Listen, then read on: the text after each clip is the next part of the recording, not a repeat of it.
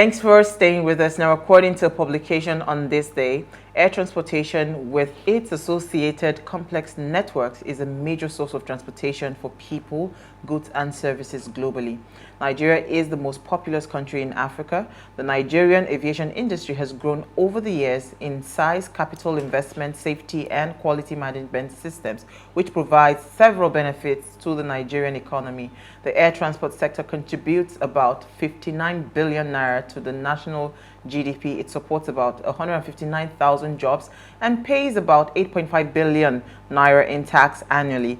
It aids the fast and reliable movement of high value to weight products, e.g. cargo for shippers. Air transportation also stimulates and supports tourism, and it has created opportunities for several international businesses, creating market links for export purposes. Now, how do you think the fuel crisis in the Nigerian aviation sector has affected the economy? Now, please, let's hear what you have to say. Remember, you can join the conversation. Send us an SMS or WhatsApp to 081-803-4663. You can also tweet at us at PlusTvAfrica with the hashtag PlusShow. I was going to ask quickly, have you done any recent air travels before we bring in our guest? No, I haven't. How about you, Norma? I did that earlier in the year, about January, and yeah, it was. I mean, it's probably the only source of movement around Nigeria now. Correctly. You can't go on the roads because of Safety. all of the safety issues that you have. You can't go on water, and then it's really the only option. But because of how dependent Nigerians have become now, the prices have also increased. Yes. So if you don't book ahead of time, then if you're going to have Sometimes even emergencies, booking ahead of time so doesn't it even doesn't. change anything. Doesn't Exactly, change anything. exactly. So it's a major problem if that is the only means of transportation that we can depend on as Nigerians today. And we're now having fuel Aside prices. from How about that, And then we're having a friend prices. of mine actually, when you were talking about it being recent, I thought you were saying something about a few weeks ago or this month. But however, a friend of mine she traveled to Abuja and got stuck in Abuja because the airline, I don't want to call the name, couldn't leave because for some reason, and of course There they was did no not, fuel. and they did not give them. So I don't want to go into all the details. Well, but just the bottom line is cancelling. it just kept on cancelling, and they kept them there for hours. I think I also knew someone who was stuck as well. So was in that quagmire Yes. recently as well, and it's just so frustrating because if you're going to do business Do and then it you right. have you're not even them, you have business to run, and then you have meetings or something, and then Totally. they cancel Even as the Nigerian now. You fly. Just do prayer and fasting because Anything you're can not sure of happen. coming back. Because I mean Anything can happen. I think he was what's his name, Oyema, the president for the aviation, whatever, Yeah. kept on announcing, "Oh, we're going to shut down. We're not Oh, going to we're shut not down." exactly. The next thing, there was a government intervention that said they wanted to subsidize the fuel. Exactly. It was just a lot, It's you know. been But let me on bring for in a our while. expert because this Yes. one could come. That's how they say it in Yoruba language. beyond It's not us. Gbolahan is a resourceful corporate executive with work experience spanning over 28 years, 14 of which were spent as a C-level executive. He is a consummate finance and accounts professional with extensive exposure to marketing, operations, and management at various levels. A 1991 graduate of Obafemi Awolowo University, Ile-Ife, and an associate of the Institute of Chartered Accountants of Nigeria. He's also an alumnus of Stephen F. Austin State University, Texas, where he graduated top in his MBA class of 2004. He's currently executive director with DMA Advisory and Management Services Limited in Victoria Island, Lagos, and he's joined us live in studio. Might I add, a friend of the house. Yes. Thank you so much, Gbolahan, for joining us. It's good to be here again. So, first of all, before I go into aviation, what's your quick thought on Peter Obi dumping PDP for Labour For Party? AMPP, Yes, Labour Party, I think I heard. I think we're at that junction where we should look at what possibilities does a third party or a third force hold. Because sometimes a third force could actually become a second. True? Yes. If you think about the fact that we had AMPP before, we had AD, and somewhere along the line there was this merger that created APC. So the question at this junction is, are we creating a new second party which may become a ruling party. Yeah. It's a possibility. There seems to be a force somewhere across most democracies that gravitates political partisanship into two main parties. Whether it is in America or France, everywhere in the world, you see, it moves towards those two party systems. Yeah. I don't think we're going to be different. So if AMPP is going to come into the mainstream, one of the two prominent parties might be Would relegated have to, to the background. Yeah. Absolutely. Yeah. All right, so let's move to aviation. You know that right now, the only safe means of transportation is air. What about the water? I thought you said you What are we? are the fishes annoyed with us? The water does not connect everywhere No, now. that's But tell us, what's the issue? Because first of all, when I heard that the government was going to, sadly you couldn't join us then because you had other engagements, when the government announced subsidizing and all of that, I said, is this not another problem? Like, we already have issues with subsidizing the PMS. You now want to go and start subsidizing aviation fuel. Would this bring another problem again for us in the economy? But just explain to us what the real issue is with the aviation sector and the crisis that they're having with fuel and why it is disrupting a lot of flights, and of course we're seeing a lot of increments in their pricing. The problem is actually the price of aviation for Jet 1 that moved from about 190 to about 700. Yeah. And when you think about the fact that in aviation, the cost of the fuel is between 30 and 40% of the cost profile. So when what is supposed to be 40% when it was 190 suddenly goes to 700, it becomes extremely difficult for the airlines to keep the birds in the air because the cost will be too much and they'll be running at a loss. That is at the heart of the problem. Now, and that is not just Nigeria, let me also add. Yeah. Air travels in America jumped 40% between January and this month. In fact, in last month alone, it jumped by almost 20% last month alone. And it has to do with the same problem, Jet A1 fuel. And that was why I took that quote, because that quote is linked to the bio whatever fuel that they're trying to promote, that they are cheaper. Go ahead.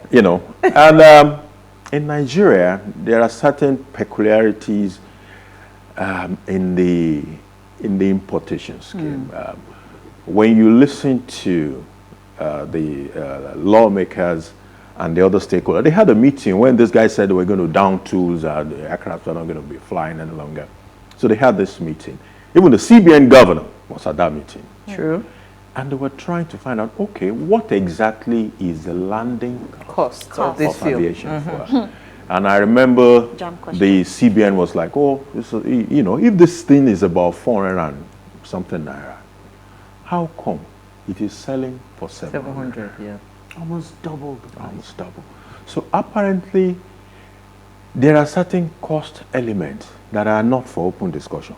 That is my theory about what is going on. And judging from some other segment that I'm closer to as far as oil and gas is concerned, I know that that is not out of place.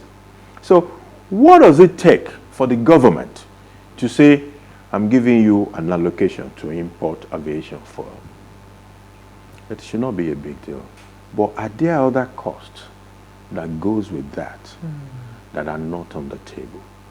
If those costs are there and they're not on the table, they won't be mentioned in those public discussions. But as a seller, I know that I've incurred those costs. And it's going to go into how I will price my final product. Yes. So that is what I think is going on. So, and the only way to deal with that is if government is ready to be sincere, to intervene. There are two levels of intervention here now.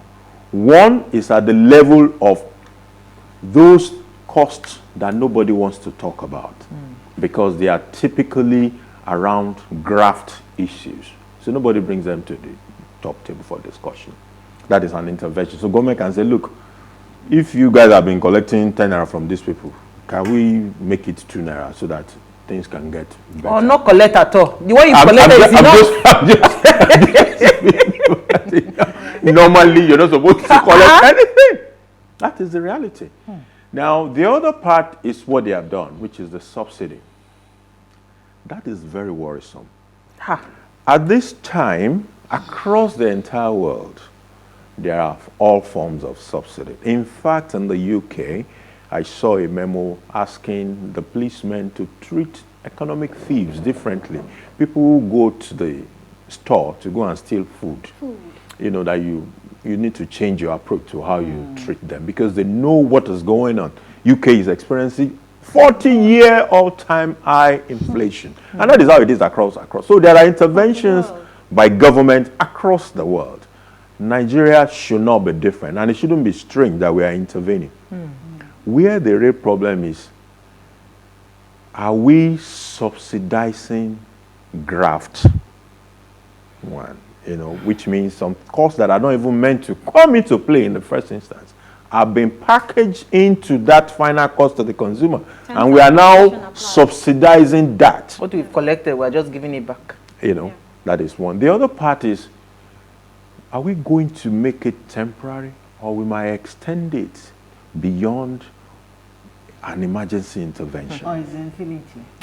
Ad infinitum. We can just decide to keep going. Because subsidy in Nigeria, consumption subsidy in Nigeria has become a racket. It is a black hole of unaccountability. And they won't even allow you to bring your torchlight close to it anyway. And the people that are involved are also high and mighty. They are influential people in the society. So these are the problems we're dealing with in aviation. You know, at the point in time, the government was tempted to say, look, I'm going to allow you, aviation guys yourself, to import your own aviation fuel. But somewhere along the line, that did not work out. Yes. Because that... Well, had that happened, what would have been the outcome in terms of, like, you know, to us as a people? What would have been the impact? It might have been better To import fuel. for them to import them. By themselves. Yes. I was going to ask But they were not going to also allow that. them Because to do when you allow that, you break, how do I put it now? The people that are already into it. You break the leeway for those who have the terms and conditions apply to actually benefit from it. So that is it. So those guys were just troubling the people who were supposed to grant them the allocation. The allocation did not come. And sometimes too, when government say, okay, we will do that, there is supposed to be a formal documentation that says this is release that or give them the allocation. totally. Government might just say it, and that letter might not come. If that letter doesn't come, that will be what that institution will rely on and say, I didn't get any memo. So if I may step in, please, how do we steer the ship away from the problems we're currently facing in the aviation system or sector? We must refine fuel. It's back to homegrown industries. Part of the problem, because although this is a peculiar one, but we've had bouts of aviation fuel shortages even in past years. It just was not as severe as what we have right now. And what normally leads to that are either there is no forex to import, there are problems, there are certain bureaucratic problems or certain changes in policy and all of that. But because we import, we run into bigger problems. If you don't have effects, for example, how do you import? But the question you must ask is, why am I importing a product for which the raw material is here? So we could eliminate a lot of the problem if we could refine our fuel here in country and make it available to the users. Which comes back to our governance. Let's go. You know, this thing you just said now. Headache. I'm not seeing any solution. But some things are happening in that space, you know now. Well, I know Dangote refinery is coming, but let's take a break. We'll be right back.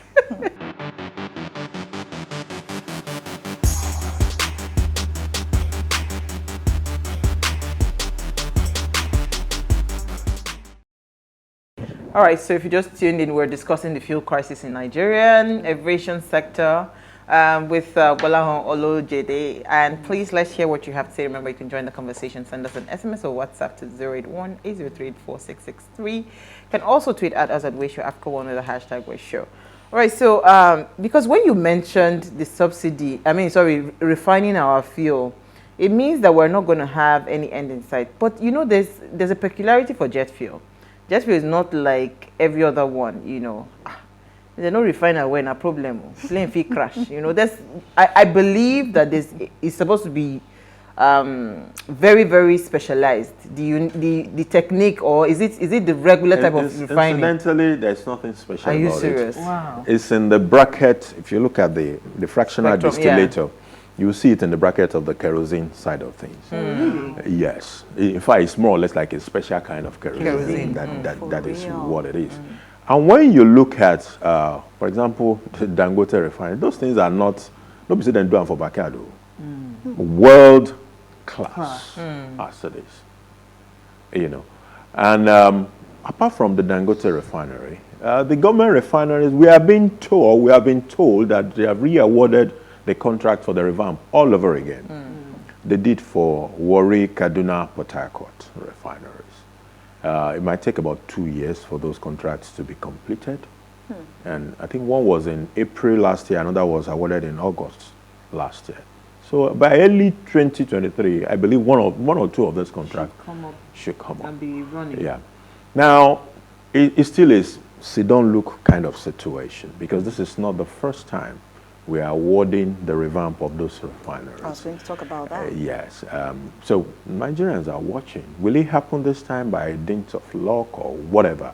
But I pray it happens, so that apart from Dangote, when Dangote comes on stream, we can also have the government refineries complement whatever is going on there. I was just going to tell you that I read somewhere that Dangote was looking for $1.1 billion to complete refinery. The refinery has been running behind schedule. There's no doubt about that. Okay. At some point, federal government had to invest In his refinery. in that refinery. And if you look closely or think through what might be going on, it might not be far from the fact that refineries was not possibly meeting certain obligations as they were falling due. And guess what? I am also of the opinion that it is important for Nigeria, for that Dangote refinery to work. succeed. Yes. So we can't afford to fold our hands and say, it's a private initiative. No, we need it to work. We need it to work. So whatever we can do to support it to work is okay. very welcome. It's welcome. So how can While we also support- do government. Yeah, so what are the things that we can, is it on the part of the citizens or on the part of the government? How- what You do get we- $1.1 billion.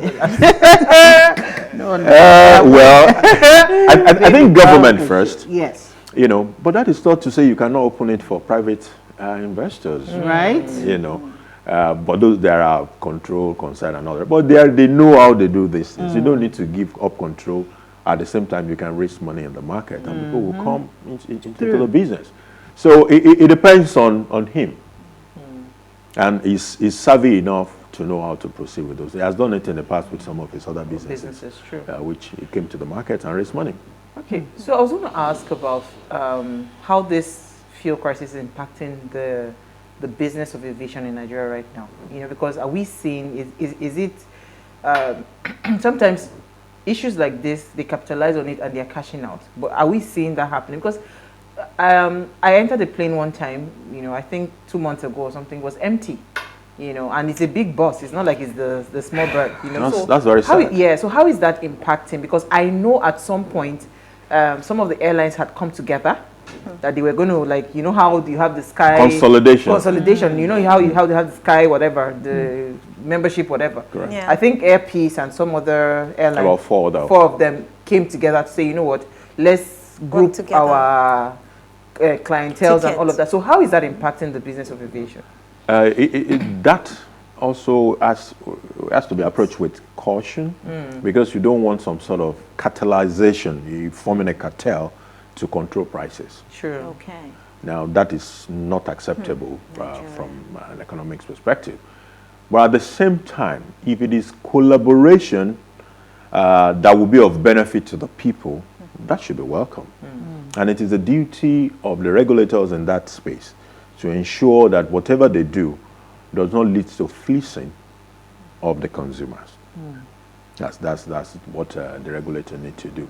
But obviously, it is affecting the industry. If you have a big bird in the air and it's empty, Not filled. that is horrible. because the same amount of fuel or nearly the same amount of fuel is what is going to consume to the destination. And he has nothing to recover all of that from. Then the question is, why are people running away from the flight? Is it because of the price? Has the price gone up that much? Because I know in Nigeria, the price has not increased in the same way the aviation jet fuel has increased. If it is, by now, we should be paying like 200, 300,000 per flight. You know what I'm talking about. You know. So that situation, I found it a bit odd. What I'm aware of is that some airlines have reduced the number of flights. And when you reduce the number of flights, yes, so you kind of group together what should have been 3 flights. In one trip. Go one trip and then maybe go another one in the evening and all of that. But it is very bad for the economy. Very bad. Maybe we'll fall back on whatever we can do online. If there are meetings that do not require me. But you know, there are things you just cannot do online. You have to be there. You have to be physically there. You have to be physically there. And those ones will definitely suffer. So what's the way forward? Because where we are in Nigeria today, it's a crisis situation all over. I mean, earlier we mentioned the train transportation is on hold. The fact that, of course, the waterways are not even an option, the roads are unsafe, and this is probably the most credible and safe mode of transportation in Nigeria now. So what's the way forward? How can the government, whatever these behind-the-scene benefits, how can they move beyond that to actually tackle this situation of jet fuel crisis? I think they have already intervened with subsidy. What they have committed to is to subsidize that fuel. It is not enough, but I'm not so sure that that we're going to get better. A better deal. You have just killed my spirit even more. It's the reality. When we are moving into an election season, what politicians are thinking of is what will bring money and the election. Nobody is thinking about all this other plenty stuff. But they need us to move to go and support them in different parts of Nigeria. How do we move? We need that's part of why they are saying they will subsidize the fuel down. So we will sell at not more than 400 or whatever, when it should be 700. But they're not going to make the problem to go away. But I don't think they have the will to make the problem go away. Let's pray that come next season, when the new government is in place, that there will be a stronger will to deal with certain matters that everybody has run away from. Issues of subsidy, issues of graft that is in our own oil and gas.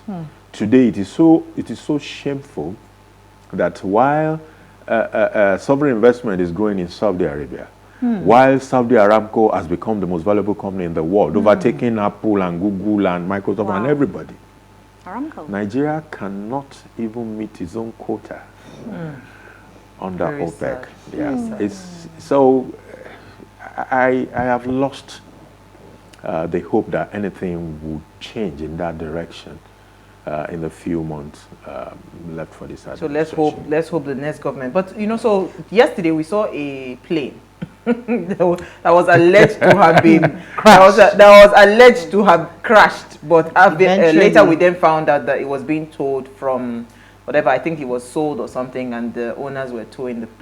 Can you break down why in this season when aviation fuel is so expensive? It makes sense to tow an aircraft. Yes, because aircraft on the ground is a guzzler of the fuel.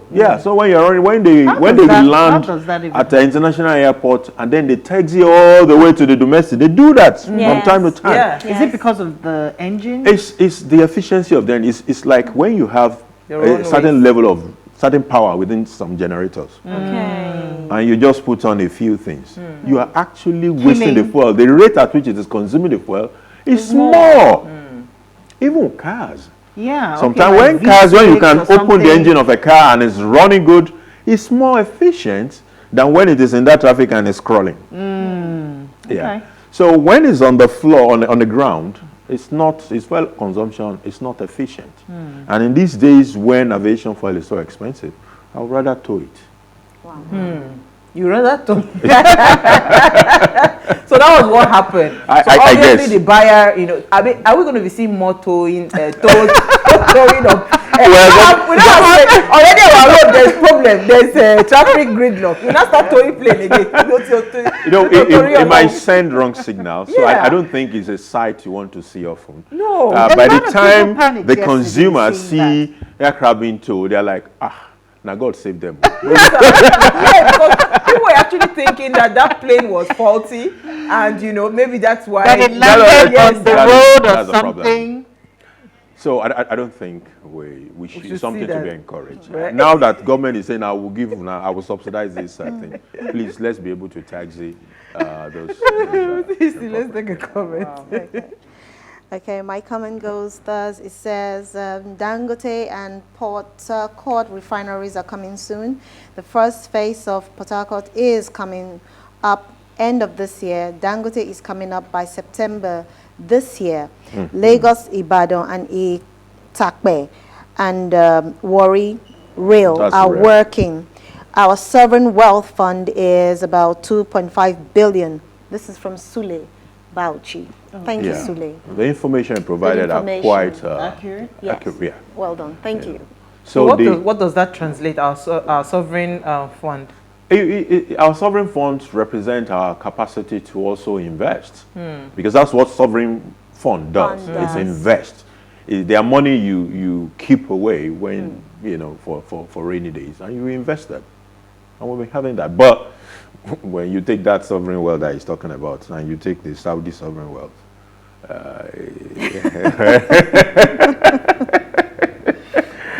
well, at least we have sovereign wealth. We have That's something. fine. We have something. Okay, this way. Let's move on. All right, I have this comment, and it says, "Good evening, my dear beautiful sisters of What Are You Saying?" We already know who it is. Hashtag Ways. Concerning the fuel crisis in Nigeria aviation sector, this is very worrisome. Something has to be done about it as soon as possible before it gets out of hand. It is already out of is hand. that our Is it it? that our refineries is. are no more functioning well, They're not and the producing aviation system is dead. If Aliko Dangote is doing something about our refineries, let him do it. That means nobody can travel again due to increase in flight tickets, and this is very bad and unfortunate. My heart goes out to those who lost their loved ones in Houston, Texas during the shooting.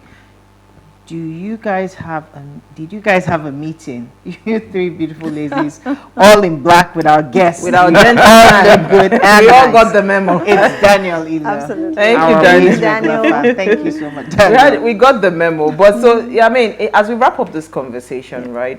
There's a minister for aviation in Correct. this country, looking to, because we rightly know, nothing's going to happen between now and 2023 with the current dispensation. Looking towards probably a new dispensation, do you think, if you want to evaluate the work of the aviation minister and how far and how well they have fared, you know, do you think, first of all, no, let me not give you that burden to go and start evaluating. Let them not look for you. From his own- No, from an He's right opinion up there. Well, perspective. okay, so Citizen. I want you to tell me what his performance was, because I really think that the aviation sector did a lot better under the former dispensation compared to now. A lot of people actually shelved Yes. road travels, and a lot of people. And they were able to Yes, put you know, extra money into. there was a lot going on in the aviation sector. Aviation sector. Comparing it to now.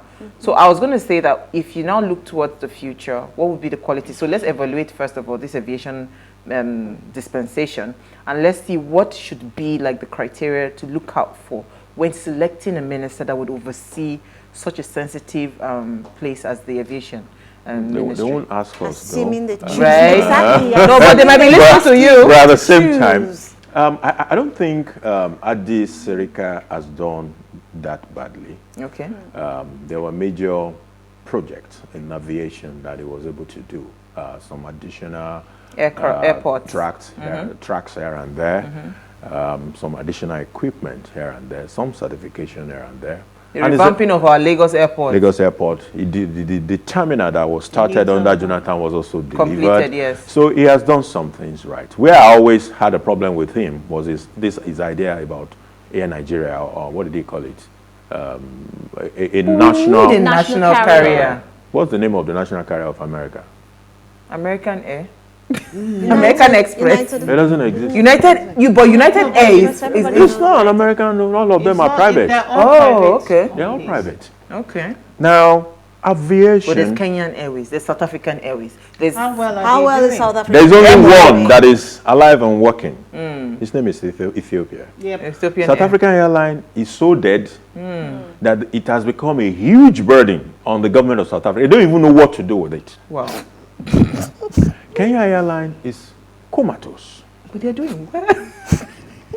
They're struggling. Government is trying to, let me put money, make all this plane no go ground for. That's what they're doing. So there is the aviation business is a fairly complex business. So for government to want to play in that space, it must really define for itself a restricted circle in which it will play. Because government does not run business properly. You are of the opinion that we shouldn't bother ourselves with the national air carriers. Yours is create the right environment For investors and let the private sector take control of that area. And if you insist, we already have 2 airlines. Arik and Aero Contractor And are fully Airpeace. owned by the government. Oh, really? They're on the books of AMCON. Yes. Oh, wow. Yes. So if you are so particular about that, then transform those ones and let them be the national carrier. Yeah. So if you were going to now assess like... But we need a professional. Yes. He is a professional. Yeah. So we need a professional like him. But we also now need... There are certain issues that I wasn't able to deal with. I believe we need more private sector participation in that space. Okay. Yeah. And he had some ideas towards that, but most of them did not happen. There was certain privatization that were meant to, or concessioning, don't let me call it privatization. Concessioning that were meant to happen, it has not happened as we speak. We don't know whether it will happen before he leaves. Is there any room for continuation? Like I don't know what to call it, a manual or whatever. So these are things that we're proposing. Is this something that can that a nice guy a blueprint? You never know. If you bring in a professional who like him, he might have a buy-in into what he's trying to do and continue from there. But we also know that in Nigeria, there is no continuation. This policy, do their own thing. they'll give it to this government when it comes to completing other people's projects.